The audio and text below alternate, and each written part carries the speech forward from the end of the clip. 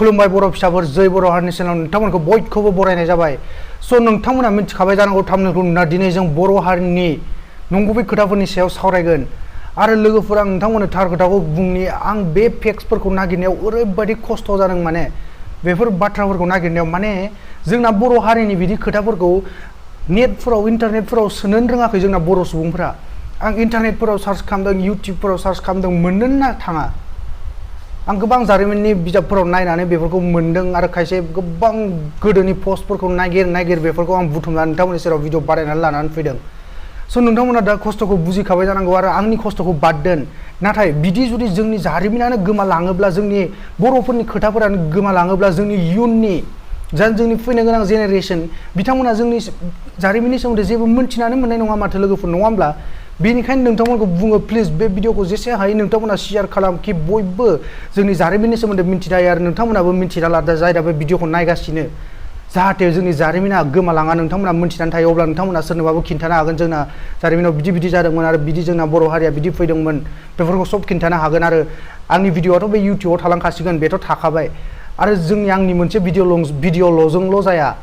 जोंना विकिपिडिया दिहुननांगौ गुगोलाव जोंना बिदि वेबसाइट ब्लग फैनांगौ बर' हारिनि नाथाय गैयानो लोगोफोर। स' बेफोरखौ बाद दोनथ'दो दाना जों भिडिअखौ जागायनोसै नोंथांमोना भिडिअखौ जोबजासिम नायलां बर' हारिनि गोजा दिनैनि फेक्ट्सफोरा बेखौनो बुंना दिनै भिडिअखौ जागायनोसै। फेक्ट नाम्बार 7 स' लोगोफोर आहमफोरा फैनायनि सिगां आसामाव मोनथामल' राव सोलियोमोन। बे आसामनि सानजा फारसेथिं नागा सुबुंफोरनि नागा राव सोलियोमोन आरो खोला सानजा फारसेथिं मणिपुरि राव सोलियोमोन आरो दुलाराय आसाम माने बाखि जेसेबां दंबावोमोन आसामनि जायगाफोर आरो दानि बेंगल वेस्ट बेंगलनि जलपाइगुरि बेफोरखौबो लाफानानै गासैबो जायगायाव बर' राव सोलियोमोन माने बर' नागा मणिपुरि बे मोनथाम रावा सोलियोमोन गोदो आहमफोर फैनायनि सिगां। फेक्ट नाम्बार 6 स' लोगोफोर आहमफोरा 12थि जौथायाव 9,000 जन सान्थ्रिजों लोगोसे न'खर बिदि गथ' गथाय लानानै 9,000 जन बिसोरो गावसोरनि हादोर चाइनानिफ्राय 2 मैदेर 300टा गराय लानानै बिसोर आसाम फारसे दावगाबोदोंमोन आरो बे 9,000 जनाव गथ' गथाय हिनजावफोरनिख्रुइ बांसिन सिपाहिफोर दंमोन। बेनिफ्राय बिसोरो नागा हाजो पाटकाइ हाजो बारनानै आसामाव हाबफैयो आरो फेजेननानै बिसोर आसामाव गावसोरनि खुंथायखौ गायसनो फसङो। फेक्ट नाम्बार 5 आरो लोगोफोर आहमनि राजखुंथाया जागायजेनदोंमोन 1228 मायथाइनिफ्राय 1826 मायथाइसिम माने 600 बोसोर बिसोर खुंथाय खुंदों आसामाव लोगोफोर आरो मुगलाबो बिसोरखौ फेजेननो हायाखैमोन जाय जोंनि इन्डियाखौनो फुरा लाजोबनो हादोंमोनखौनो बुंजायो नाथाय मुगलाबो बे आहमफोरखौ फेजेननो हायाखैमोन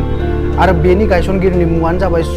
सुकाफा नोंथांमोना ससियेल बुकफोराव मोनखाबाय जानांगौ थेवब्लाबो नोंथांमोना मिथिनो लादो सोरबाफोर मिथियाबो जानो हागौ आहम राजखुंथायनि गायसनगिरिया जाहैबाय सुकाफा। फेक्ट नाम्बार 4 स' लोगोफोर नोंथांमोना बर' हारिनि मोनसे खोमसि जाथायनि सोमोन्दै मिथिगौ ना बेखौ बर' हारिनि खोमसि जाथाय जि बुंबाबो खमसिन जागोन भुमका गेंग्रेम मुंनि बिदि जाथायनि मुं नोंथांमोना खोनाफेरदों नामा? खोनायाखै जानांगौ गोबाङानो मानोना जोंनिया बर'फोरा बेफोरो गोमालांगासिनो दं बर'फोरनि गेजेराव जोंना बेसेबां खस्थ' खालामबोदोंमोन बेफोर गासैबो बेनिखायनो नोंथांमोना बे भिडिअखौ जेसे हायो शेयार खालाम जाहाथे बयबो मिथिनानै मोनो। स' नोंथांमोनाबो दा खोनासंदो बे क'क्राझार डिस्ट्रिक्टनि भुमका मुंनि जायगायाव 25 आरो 27 जानुवारियाव 1988 मायथाइनि सा 9 बर' सिख्ला आरो सासे बैसोगोनां बर' आइजोखौ आसाम पुलिस आरो आसाम पुलिस टास्क फर्सनि मावथिफोरा गें रेप माने हानजाय जिनाहारि खालामदोंमोन बेबो साननै हराव 25 आरो 27 जानुवारियाव लोगोफोर आरो बेल' नङा लोगोफोर जोंना बड'लेण्ड मुभमेन्टआव ओरैबायदि माने गोबां बिबांनि बर' आइजोफोरा आर्मि पुलिसफोरजोंनो गोबां जिनाहारि खालामजादों बे बड'लेण्ड मुभमेन्टनि समाव दा बेफोरखौ जोङो रेकर्ड खालामनानै लाखिना दोननो रोङाखिसै बेसेबां मा जादोंमोन नाथाय बे मोनसे जा रेकर्ड दं बेखौबो दा खोमासै लोगोफोर नोंथांमोनाबो दा आंनि भिडिअनि गेजेरजों मोनथिनानै मोनबाय जायफोरा मोनथियामोन। फेक्ट नाम्बार 3 आरो लोगोफोर बड'लेण्ड मुभमेन्टनि समावनो 1989 मायथाइयाव बे सनितपुर लखिमपुर गहपुर राङापारा बे माने साहा साइडनि थानाय बर'फोरा ओरैबायदि खालामजादोंमोन बेहाय बे जाथायाव 300निख्रुइबो बांसिन गथ' आरो बर' सुबुंफोरा दानथारजादोंमोन लोगोफोर दानथारजानानै जिउ खोमानांदोंमोन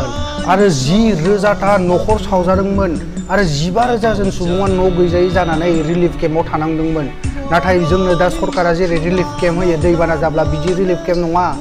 गावबा गावनि सायाव सोनारनानैसो रिलिफ केम्पआव बिथांमोना थानांदोंमोन सरकारनिफ्राय जेबो हेफाजाब मोनाखैमोन लोगोफोर आरो बेफोर जाथायनि सोमोन्दै जेब्ला एबसुआ बे समनि PM प्राइम मिनिस्टार भारतनि बेनो खौरां दैथायहरदोंमोन बेहाय मख'नाय बादिब्ला 200 जन सुबुङा बे रिलिफ केम्पआव थानाय ओंखाम उखै जानानै ओंखाम मोनजायैयाव राननानै थैनो गोनां जादोंमोन आरो 93 जन सुबुङा मेडिकेल ट्रिटमेन्ट मोनैयाव माने सरकारा नायफिनाखै नालाय जेबो मेडिकेल ट्रिटमेन्टबो मोननो हायाखै मेडिकेल ट्रिटमेन्ट मोनैयाव 93 जन सुबुङाबो थैनो गोनां जादोंमोन नाथाय बे नाम्बारा जोंना एसे सोलाय सोल' जायो माने एक्जेक्ट नाम्बारखौ जोंना रेकर्डआ बे माने थालाङासै बेसेबां जामारदोंमोन नाथाय बेखौ बुंनो हायोदि जोंना बे बड'लेण्ड मुभमेन्टआव 1987 मायथाइनिफ्राय जेब्ला जागायनानै 1993 मायथाइसिम जादोंमोन बे बड'लेण्ड मुभमेन्टआव 1135 सुबुं खमैबो थैदों होननानै जोंना मख'नाय दं माने बेनिख्रुइ गोबाङासो थैखादों खमैबो बेखिनिया थैदों आरो जोंना बर' हारियाव एसेबां सुबुं अनजिमा गैखाया आरो बै समनि खोथा स' 1000निख्रुइ बांसिन बर' सुबुं थैनाया अबथिरा जिउ खोमानाया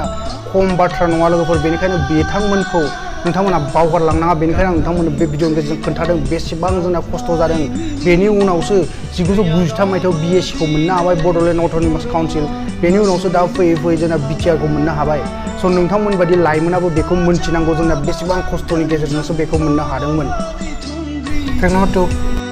स' लोगोफोर बर'नि गिबिसिन फिल्मा मा बर'नि गिबिसिन सावथुना बेखौथ' जों बयबो मिथिखायो सोंब्ला हाखागोन नाथाय जों बेनि एसे सिंनि डिटेल्सखौबो मिथिनानै लानांगौ लोगोफोर स' बेखौ आं खिन्थानोसै नोंथांमोननो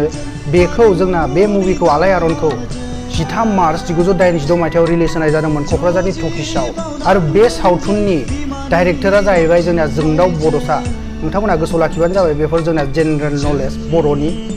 स' नोंथांमोना बयबो मिथिना लानाया मोजां नम्बर 1 स' लोगोफोर नोंथांमोना खायसेया मिथिखायो जानांगौ नाथाय अब्लाबो आं खिन्थानानै होनोसै जोंनिया गोबाङानो मिथियाबो जानो हागौ जोंनि बर' रावजों दिहुनजानाय गिबिसिन निउस पेपारा खौरां बिलाइया जाहैबाय बिबार बेखौ 1924 मायथाइयाव दिहुननाय जादोंमोन आरो बेखौ बोसोराव खेबब्रै दिहुनोमोन माने क्वार्टारलि दिहुननाय जायोमोन बेखौ स' लोगोफोर दिनैनि थाखाय बेखिनियानोल'मोन आरो जोबथियाव आं खेबसे गुरै आर'ज खालामबावो नोंथांमोनखौ प्लिज जेसे हायो नोंथांमोना शेयार खालामनानै हो जाहाथे बर'नि जारिमिना बयबो मिथिनानै मोनो नों बायदि आं बायदि लाइमोनफोरा आरो बे जोंना गोमानानै थाङा जुदि नोंथांमोन बायदि जों बायदि लाइमोनानो बे बर'नि जारिमिनफोरखौ मिथियाब्ला उननि फैनो गोनां जेनेरेसनखौ जों माबोरै खिन्थानो आरो आं जेरै बुंखाबाय जोंना नेटफोराव इन्टारनेटफोराव गुगोलफोराव वेबसाइटफोर माने बानायनानै बेफोरखौ सोनानै दोननो रोङाखै जोंनिया आरो इउटिउबफोरावबो जोंना बिदि भिडिअस नुनानै मोना जोबोद खम बेनिखायनो लोगोफोर बुंदों जोंनि जारिमिना थांनानै थानायनि थाखाय नोंथांमोना प्लिज आरो आं बिदिनो जोंनि जारिमिनखौ लानानै भिडिअस लानानै फैबावगोन माने जोबोद खस्थ' जायो लोगोफोर गोबां बिजाबफोरसो फरायनांबावगोन माने जारिमिनखौ मिथिनो थाखाय बिदि नेटफोराव जेरै जों सार्च खालामबा फैयो बिदि फैनो नागिरा गैया नालाय बिदि बानायना लानो रोङाखै बर'फोरा बेनिखायनो स' बेखिनियावनो बुंना दिनैनि भिडिअखौ फोजोबनोसै गाबोन नोंथांमोननि सेराव फिन बिदि इन्टारेस्टिं फेक्सनि सायाव भिडिअ लाना फैलायगोन टिल देन टाटा बाय बाय लोगोफोर जय बर' हारिनि